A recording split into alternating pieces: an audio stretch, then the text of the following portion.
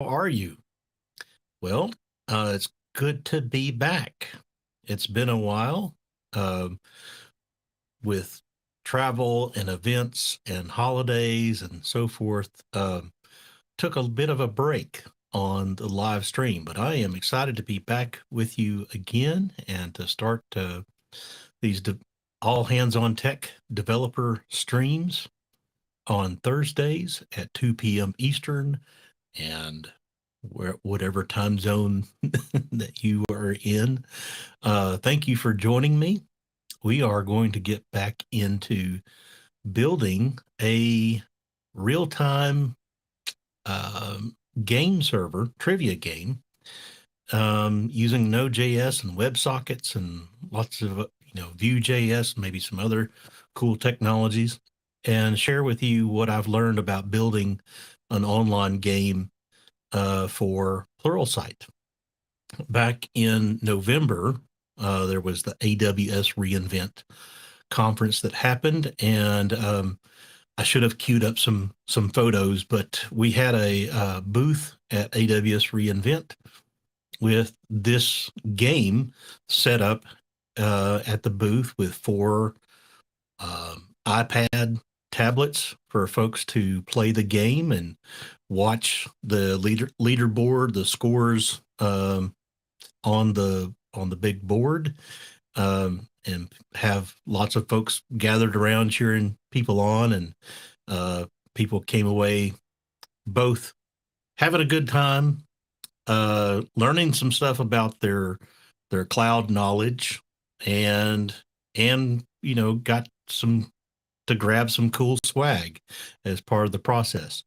The game was a big success for Pluralsight, and I want to share with you over these coming streams um, basically the same approach that I took for building this game, and hopefully uh, through it being open source, maybe you want to try it out and create an online game for your company or your friends, or just to have some fun, learn some technology along the way. By the way, my name is David Neal, and I am a Principal Developer Advocate for Pluralsight. My role at Pluralsight is just to help developers be more awesome, help them to learn some technologies and talk about, geek out about tech and point folks to, um, maybe in the right direction with their tech journey. I've been in technology now for ooh, um, going on 30 years, I guess, professionally, and I want to give back to the community and to folks who are, wherever they are in their journey, whether it's, you've got years and years of experience as well, or you're just starting your tech journey. I love technology because it is always changing, always getting better in lots of ways. And there's always something new to learn. I love to learn. I hope you love to learn too. That's what these streams are all about, is geeking out about some technology together and learning some stuff together. Um, Wherever you're coming from, on the chat, uh, if you're on Twitch or LinkedIn or Facebook or YouTube, uh, drop some comments in the chat. I'd love to hear from you and um, connect with you. And if you have any questions along the way, definitely post those in the chat so I can answer them. So far, we've got a few folks that have joined, that have posted some comments. So welcome, River, Nicole, and Sherry. Thank you for joining the stream today. All right, so it's been a while since we got together, and like I said, I've worked on this game, got it working for AWS reInvent. It was a big success for us, and I want to resume where we got to with the building the open source trivia game version of this. And I'm going to switch over to some code. Thank you for joining Yolanda and Ola from the UK. So over here on my screen, I've got Visual Studio Code. I've got the project up here, and I do want you to know that if you want to get the source code for this project and start to follow along, maybe pick up some things, there is you can go to github.com/reverentgeek/ahot-trivia-game. AHOT is all hands on tech.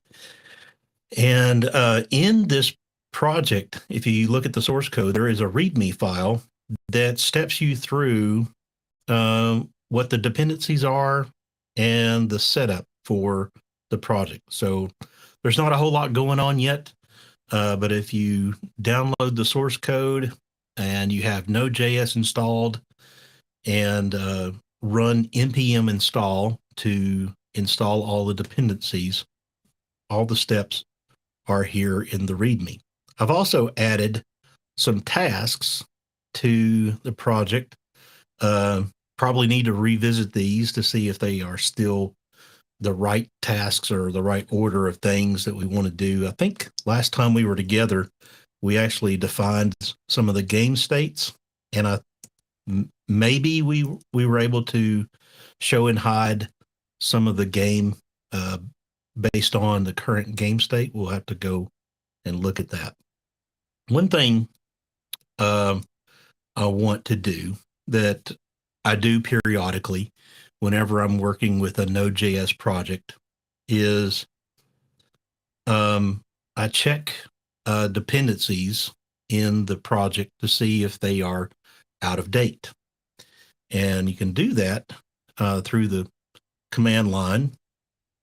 We've got Node installed. You might want to make sure you've got Node and what version of Node you have. So 18.13 is the current long-term support or LTS version of Node that is available as of this live session today. And npm is at 9.3.1. I don't know if that's the version that comes with 18.13, but you can always install the latest version of npm using npm install -g for global npm, and that command will install the latest version of npm. So here in the game folder the project folder, I'm going to use npm outdated to give me a report on what dependencies are associated with this project and whether or not they are out of date. And there's some minor patches available for Fastify static, which is the module that's used to host and transmit static assets such as HTML, CSS, JavaScript, images, any kind of static files that may be hosted by the web application, web server. We've got ESLint, which is a developer dependency. Fastify is also itself is out of date, and Socket.io is a couple of minor or patch versions behind. So I can run the command npm update to download and update these dependencies. And it's good that we see that there's no vulnerabilities.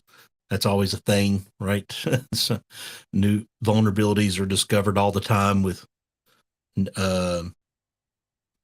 projects and dependencies, and it's good to keep those those up to date. So now if we run npm outdated again, we should see there are no outdated dependencies. Okay. So going back to Visual Studio Code, and if you're following along and building this application yourself, or building something, however you're learning, Visual Studio Code, I highly recommend it. There's other code editors out there that are easy to set up and use. You pick whatever editor is, kind of fits what you like to have. And so if I look at package JSON, we've got all our metadata that we set up some time ago for Node.js, but just wanted to double check. Here are our developer dependencies, and here are our regular production dependencies.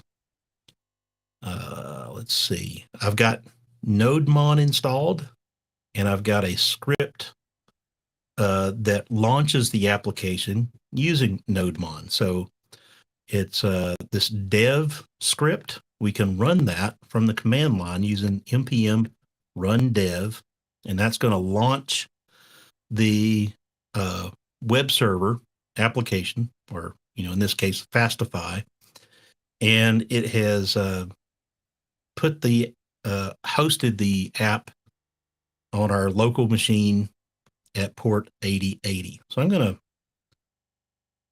click on that, and that brings up a browser,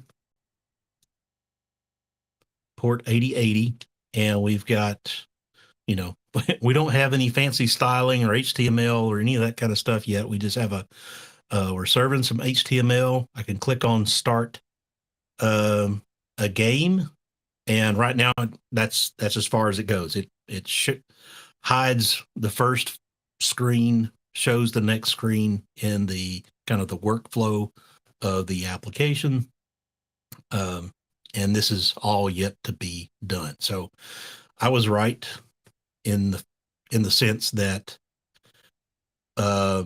we have, according to our tasks, we have some game states defined, and we're able to do the most basic show and hide HTML based on the current game state.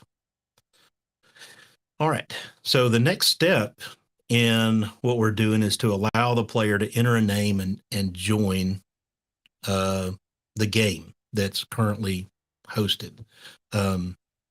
For simplicity's sake, we're going to assume for a while, as we're building this application, that there is just one game at any given time, that up to however many players can join. And then if anybody else tries to join after the game has started, they'll see a waiting state of, you must wait until the current game is finished before you can join.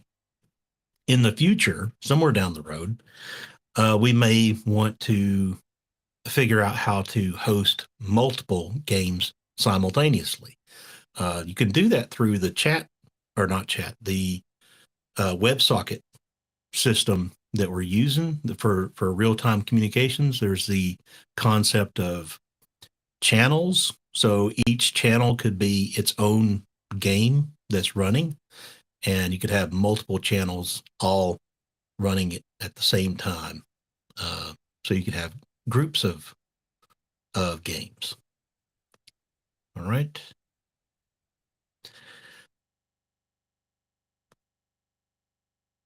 So I'm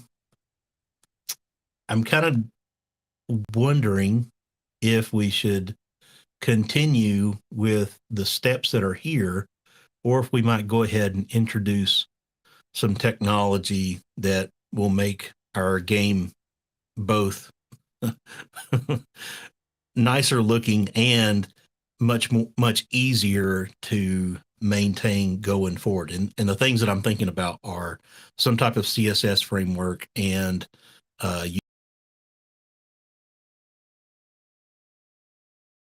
Vue.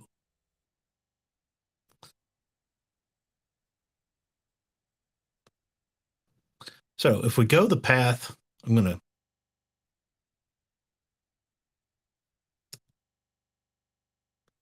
if we go the path of installing something like Vue, let's go ahead and set that up. I think that'll be a worthwhile endeavor for this particular stream. We will start by going to the console. I just typed Control C to stop the web server, and we're going to install some dependencies that will be used for the application. So we need Vue, which let's see what happens when we install Vue. So what version did it install? Let's take a look at package JSON 3.2.45. Okay, that's good. I know in the past, Vue has been like by default, you got version 2, and if you really wanted version 3, you'd have to use some other kind of special command. But Vue version 3 is what I'm looking for. So that's good. Let's see, what else might we need? We've already got socket.io. We might want to use Tailwind, but I'm gonna hold off on Tailwind and make that maybe part of one of the next streams that we do. So the Vue is a front-end framework, and the way we've got our project set up right now is we've got a source folder where all the source code for the application, both the server and the client, are hosted or exist in our project.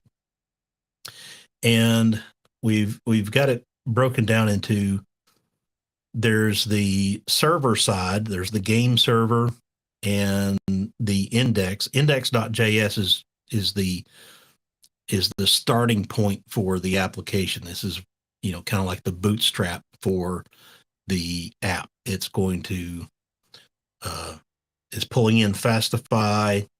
It's reading our environment configuration for things like the port number and whatever other kind of config we may have. And it's creating an instance of our game server, and it's defining where our views are. And the views are like your HTML templates that are getting sent to the client or the browser or mobile device, if you want to think of the client as being like some form of browser. And then we're declaring, we're setting up socket.io as a piece of middleware that's inside the application, registering the static file plugin or middleware so that we can host static files located in the public folder. And we've got a route declared where it sends to the client index.html, and then we start the server. So we have views, we have this index.html, which is kind of like our starting point for the app. Right now we've got a div tag that's with a class of or an ID of home, and a div tag with an ID of join, both of which are hidden by default, so that when the client loads, it is going to establish a socket connection with the server for that real-time communication. It's going to it's got hide all and show states. So when it receives a new state from the server, it's going to show that state. And then when it first loads, it's going to show the default state of join, or no. When the start button is clicked, it's going to show the state of join. So by default, when the application starts, if we didn't get any message from the server, it would just be pretty much a blank page. But since we are the game server,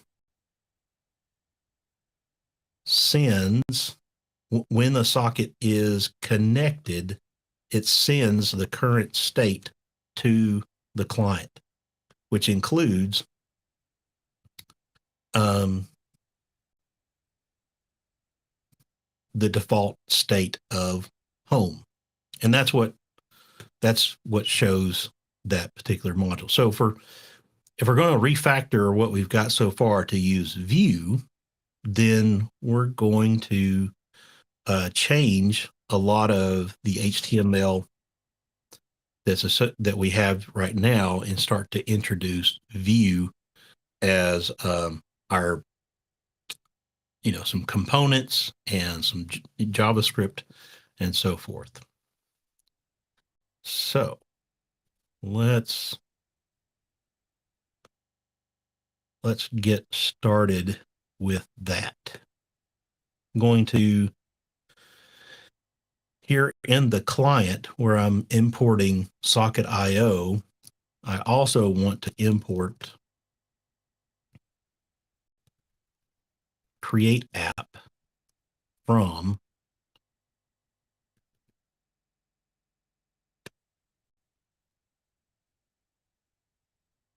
vue.esm-browser.js. Let's see. Now we need to make sure that we have this particular path defined.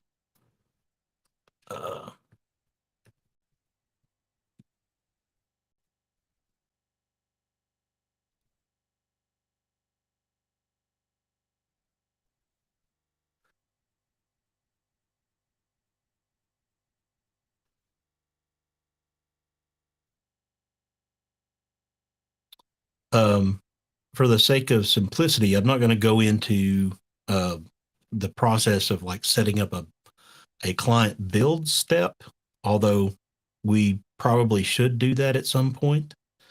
Right now, I want to just set up Vue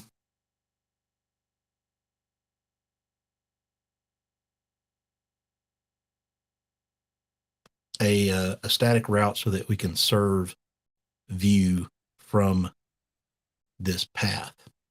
And trying to remember how I did this before with one of my other sites.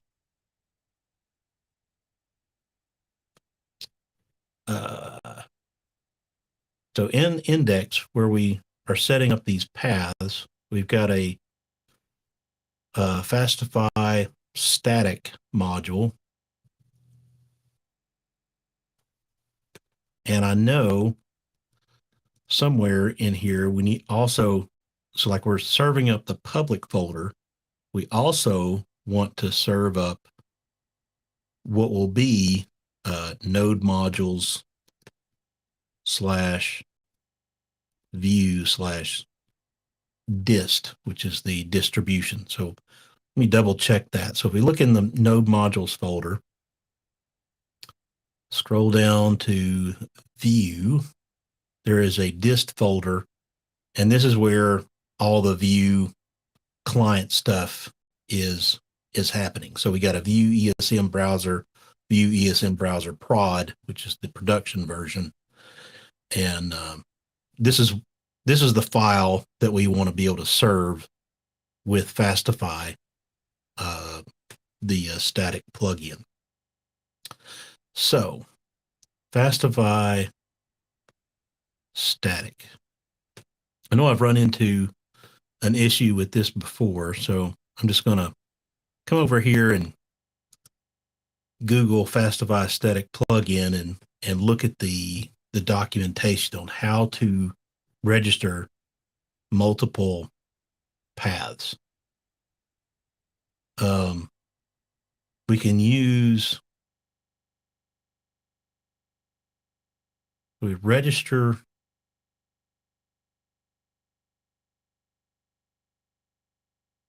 the plugin, and then we can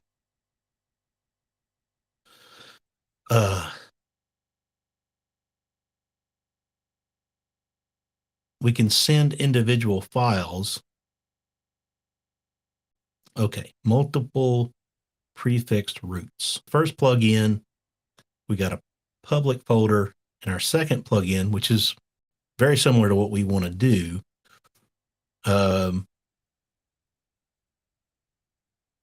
We can use this. This is the key, is this decorate reply false. This is the issue that I ran into before with Fastify, where if you try to re-register multiple modules, that decorate reply needs to be set to false, or you get an error. So I'm going to change that to server.register. Fastify static is correct.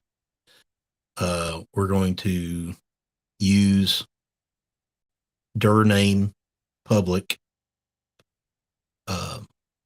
or dir name underscore dir name node modules. That's correct. We'll also add view onto that, and we'll prefix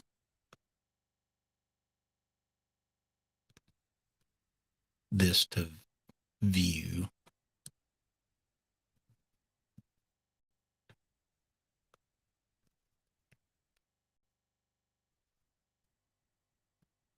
And save that.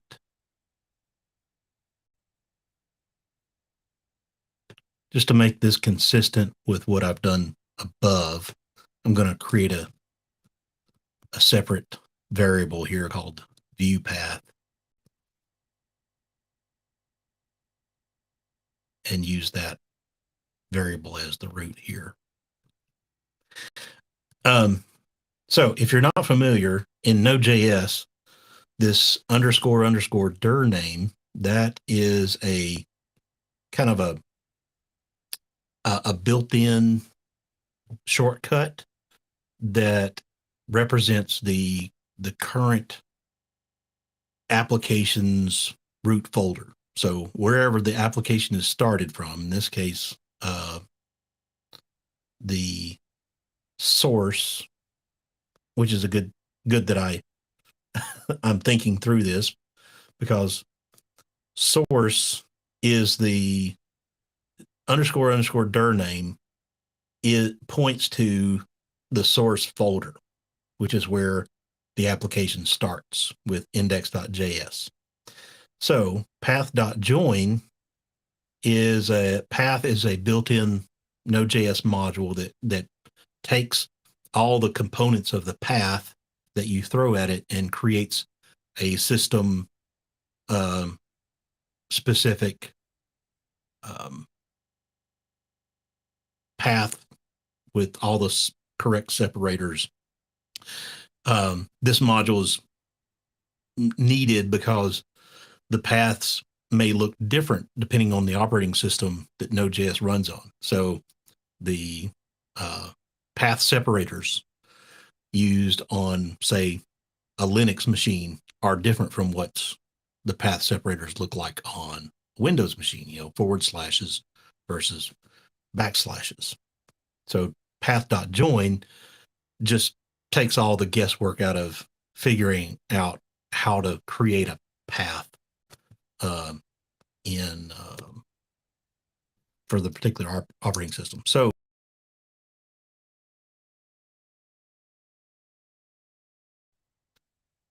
uh, a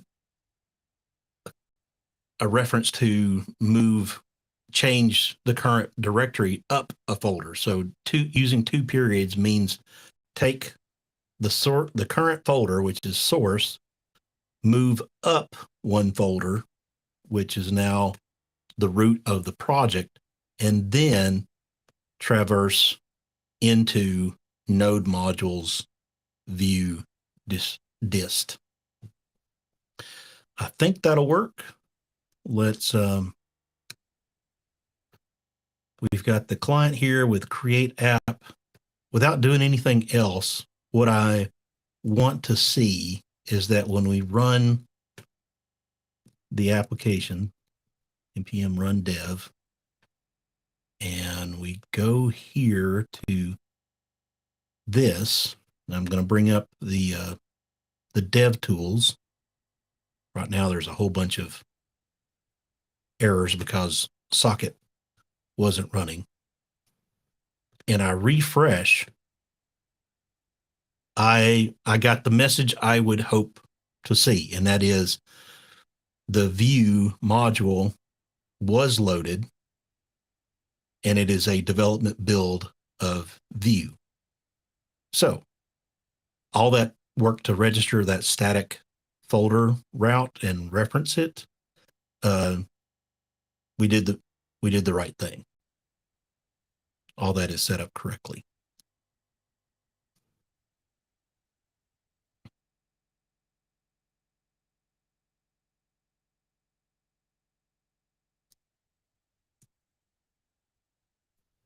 There can be only one.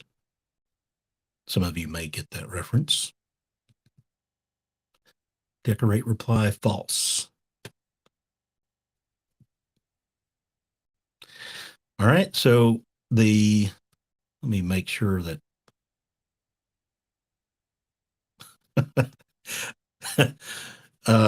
so one of the comments is, I love how he's talking to himself, just like my day job. Of course, I gotta part of a live stream is also trying to give y'all some insight into how I'm thinking about issues and how I'm thinking about, how to solve things. So yeah, I absolutely need to talk out loud and tell you, act like I'm talking to myself so that I can tell you where I'm heading. Okay. Now that we got the view registered, now we can start to actually create some of the code that we need for the client. So I'm going to take a look at one of my other projects, like Julia Child. I've got one in the oven already baked. So I'm using that as a reference to make sure that I'm on track with what it is I want to accomplish. At the same time, I'm translating because the technology that I use for one of my other games is different from the set of technology that we're using here. So I have to do some juggling. So bear with me. What am I looking for? I'm looking for the server side templates, the views, right? That's what I'm looking for, the view. So over here in our view, index.html, we've got a bunch of stuff that we're not going to need anymore. I'm going to make this full screen. So we don't need, well, we still need no, we don't even need this anymore. So get rid of the style, and let's give our app a title. Say hot at all hands on tech trivia game. And Eventually we're going to have a style sheet. We're going to do some stuff like that. So for now, I'm just going to add a comment that we're going to have a link to a style sheet, and the href is going to be like game.css.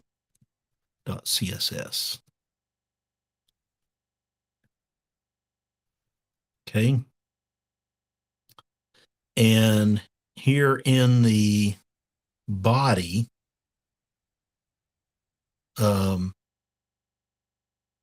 let's create a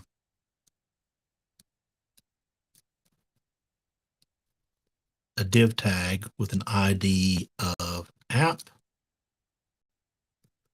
and it's just going to be empty, because this is where we're going to mount our view front end, our whatever components we may have and that we've defined in Vue.js.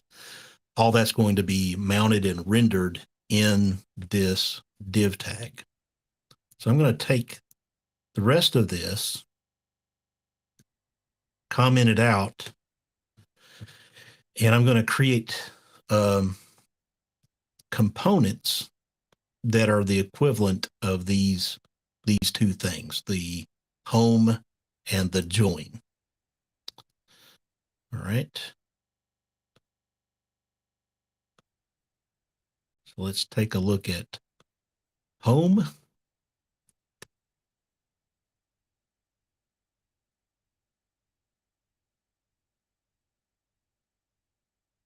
And these are going to be under the public folder. Let's create a new folder under here called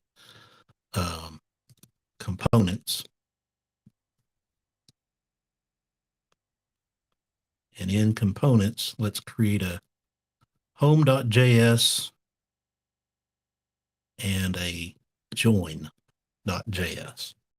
Those will be our two Vue.js components. And in home, we're going to export default and we're going to have a template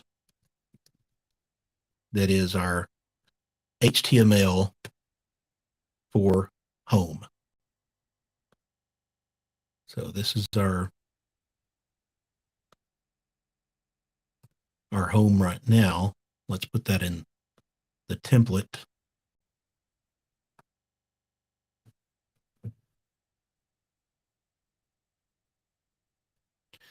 And let's do the same for join. We'll just copy and paste join in there.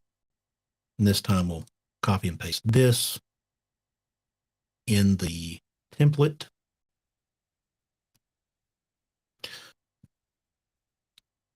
I know this may look weird right now if you're not familiar. Excuse me, if you're not familiar with Vue.js, there's actually several ways that you can define components in Vue. You can have a Vue file.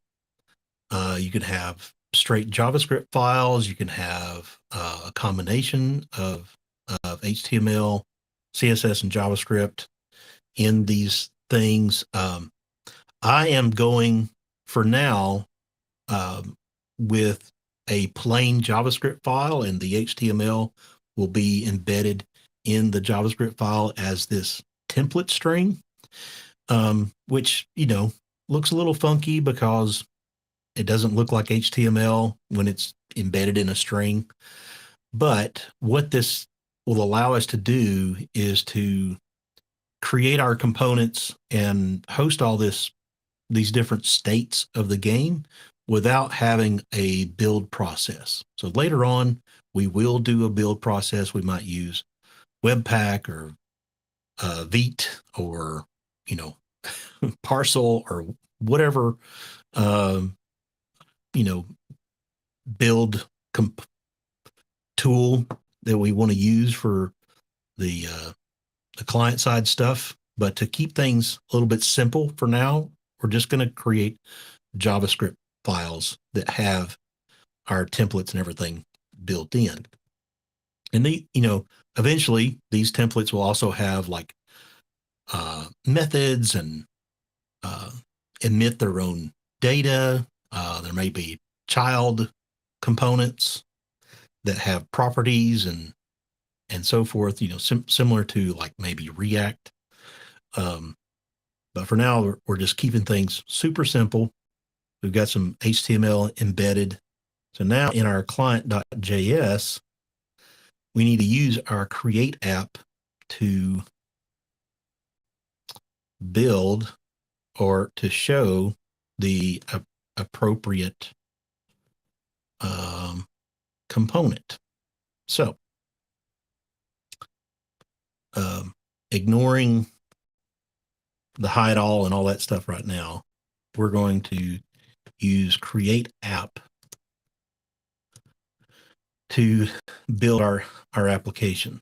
So the components, we need to define what our components are.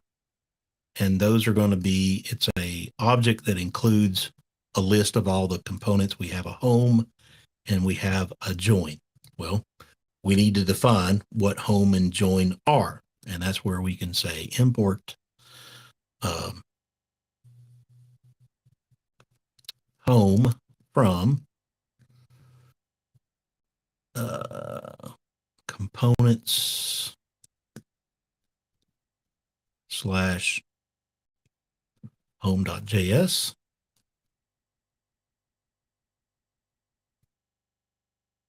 And join from join.js. Okay. And our create app, we need a data method that returns like the current. It's kind of like the state of our application.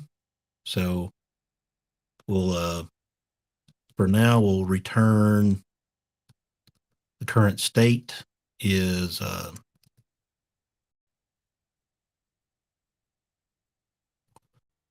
states dot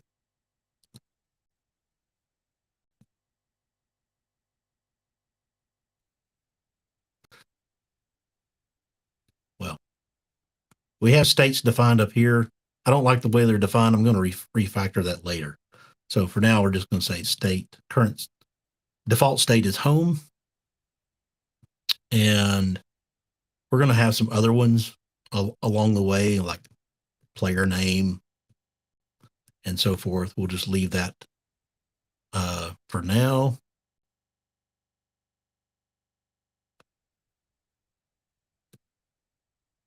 We're going to have some methods on this component, such as join. So this state equals join.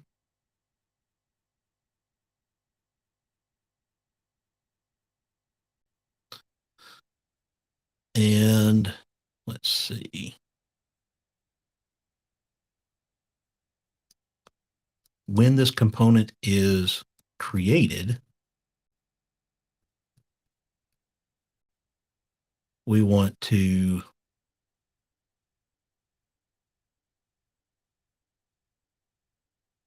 do, let's see, when it's created,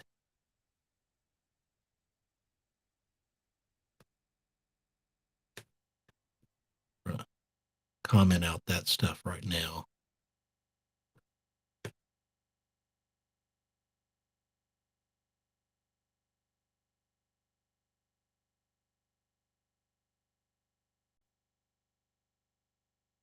We have our socket.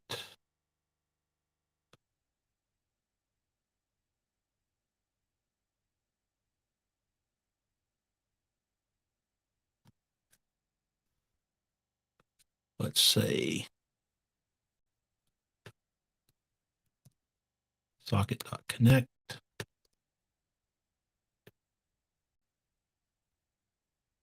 And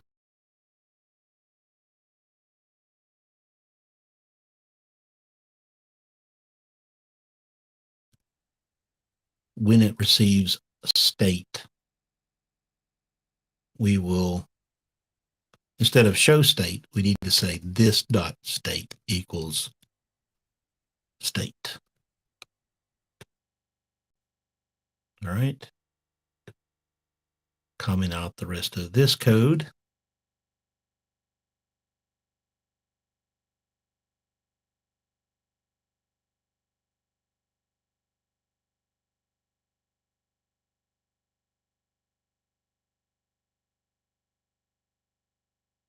And now we just need to define our template. We've got home and join. Those are our two templates right now, or components. And at the end of all of this, we want to mount this app that we just created to the app, this div tag that has the ID of app.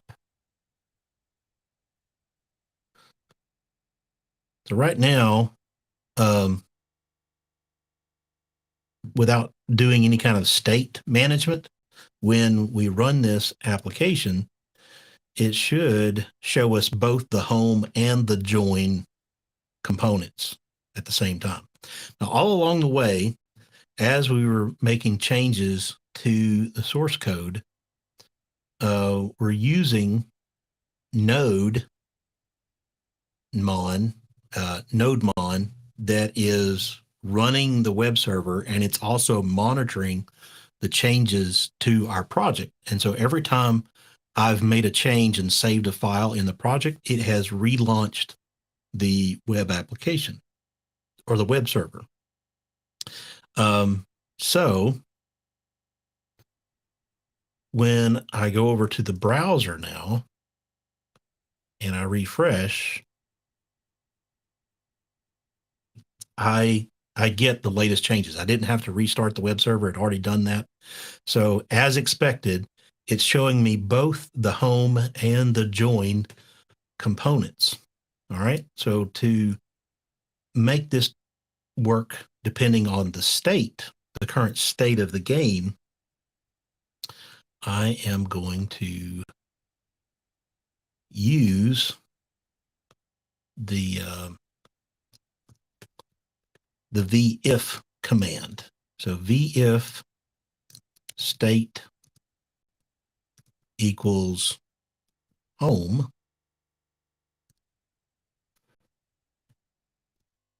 and vif state equals join. So now if I come over here and refresh, by default, the current state of the client is home. And so now I'm only seeing the home component. If I click on the button, start a new game, it doesn't do anything, which is correct because I haven't wired up that button to do anything. So we're going to do that by saying when the join event happens, run the join method. So this is the method, and this is when we get the join command from this component, execute this join method. All right, how do we do that? Inside the join or the home component, we need to define some other properties. So we're going to say this component emits an event called join. We also need to define there is a method in this component we'll also call it join. Maybe we should, we could come up with different names for these things just to make it so that it's not quite so confusing because we're using join for everything. But for now, let's say this meaning the component emit join. So when this method runs, it's going to emit the join data or event, I should say. So you can think of emits as like an eventing system. So each component can emit one or more, a 0, 1 or more events to let the parent know, hey, there's some action happening in this child component, do something based on what this child component is doing. So it's going to emit a join, and we need to wire up our button to do that. And the way you do that in Vue is, I'll take this ID out and we'll say @click equals join. In this case, the join that it's referring to is the method. So when you wire up a click event, it's going to look for a method that matches that. And so the method gets called, it emits the join event. And so now in the client, when the join event is emitted by this home component, it's going to run this join method.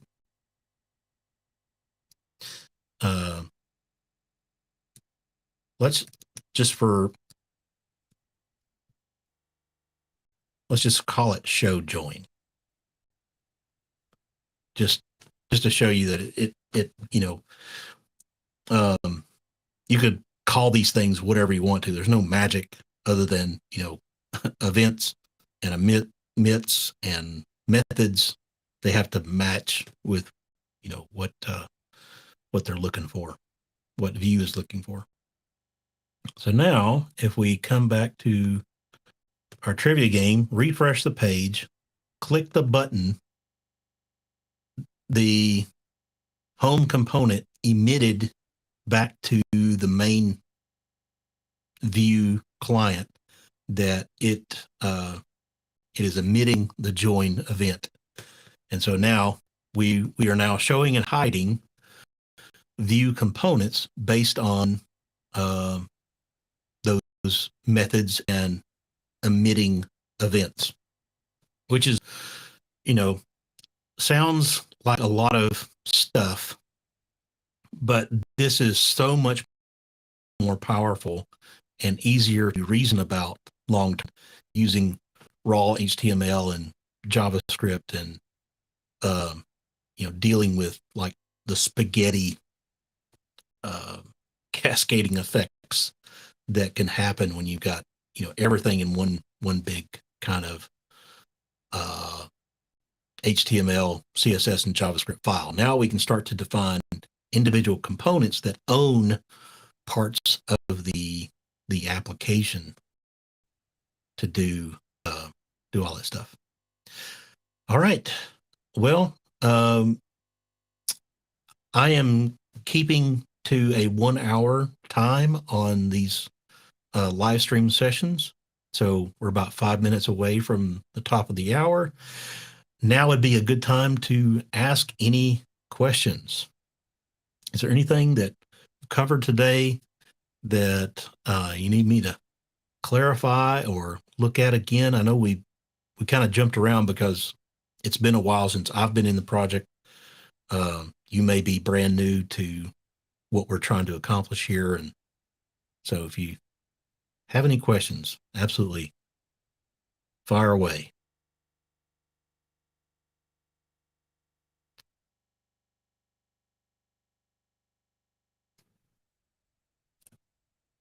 Again, if you joined a little bit later, you can get the source code for this application. I'm going to, well, let me switch back over. I'll show you exactly what I'm going to do. I'm going to check the Git status. We've actually checked a lot of files off today, or updated a lot of files. Let's clean up some code. Again, if you have any questions, pop those in the chat. Delete this code we don't need anymore. We've got index.html. We don't need any of this code anymore. And in the README file, let's see, we have introduced Vue.js and show hide components based on game states. Next time we get together, we'll start to dive into how to use forms in Vue.js to capture like a player name and so forth, and use that name throughout the rest of the game experience. Okay. What else did we change? I'll look at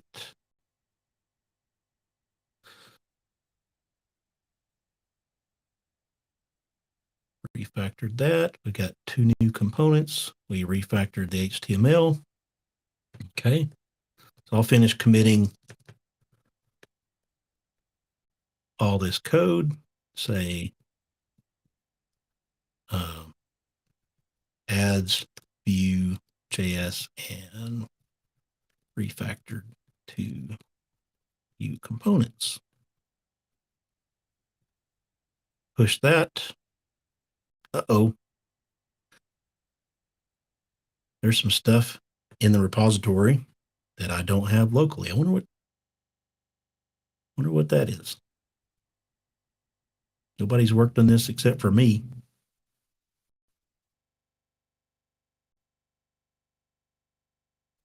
All right. Well, I'm going to have to figure this out.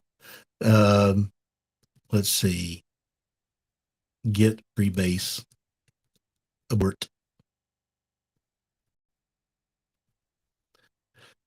Somehow I've managed to give myself a merge conflict. So I will work on that and make sure that the latest code is up. All right. Any plan there? So it did get a question. Any plans to create a good looking GUI? And if you do, what would you use library wise?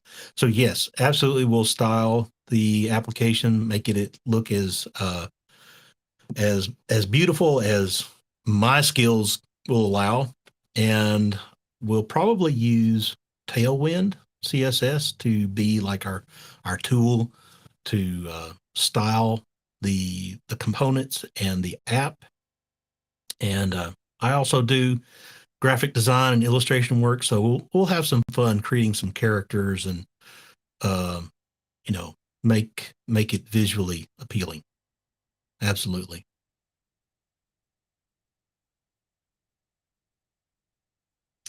All right. Well, thank you for joining this stream. You can get the source code on my GitHub repository, github.com/reverendgeek/ahot-trivia-game. My name is David Neal, and you can find me on social media as Reverend Geek. I'm a Pluralsight Principal Developer Advocate, and if there's anything I can do to help